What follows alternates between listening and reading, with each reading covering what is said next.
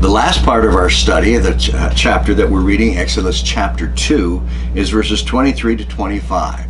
Now Moses is married, and God kind of summarizes what was taking place. During a long period of time, we learn later, Acts chapter 7, Hebrews chapter 11, 40 years, after a long period, the king of Egypt died. The Israelites groaned in their slavery and cried out, and their cry for help because of the slavery went up to God. God heard their groaning, and he remembered his covenant with Abraham and Isaac and Jacob. And so God looked on the Israelites and was concerned about them. God's giving us a little paragraph here to transition to the next section where God meets with Moses and calls him to be the deliverer of the people of Egypt. I think one of the reasons God includes this is he wants us to know that he is not a God who goes far away and just disappears and doesn't have any concern for what's going on. He is overshadowing everything. He is orchestrating everything. As a matter of fact, the Apostle Paul says God knows things that before they happen, he plans them from ancient days. In Jeremiah's case, God said, I knew you before you were in your mother's womb, and I called you and made you a prophet. So God has woven all of these incidents in Moses' life for a purpose.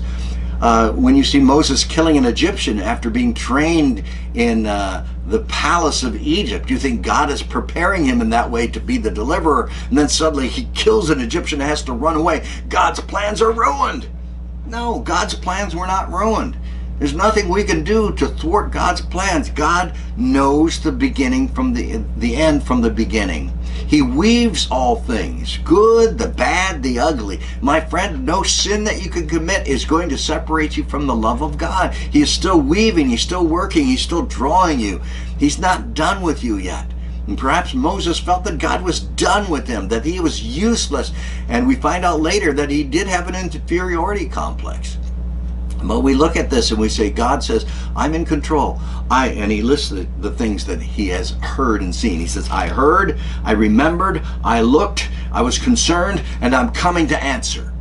And that's God's command to us. That's his exhortation to us. Whatever you're going through, bad things happen to good people. Evil is in the world. Sin is in the world. And you're going to screw up, and people are going to mess up, and children die, and people get killed, and accidents happen, and diseases come, and jobs are lost, and divorces happen. All of these things happen. And we are on our side of looking at it, and it looks horrible. It's like a tapestry somebody is weaving from the backside. It looks awful. It's just a bunch of threads, and they're all woven all kinds of places. But when you turn around the tapestry and see the other side, you say, wow. The master creator knew what he was doing. Here God is saying, I know exactly what I'm doing. I prophesied from the time of Enoch all the way to the time of Revelation of what was to take place. I'm preparing a Messiah who's going to come and be the deliverer of my people.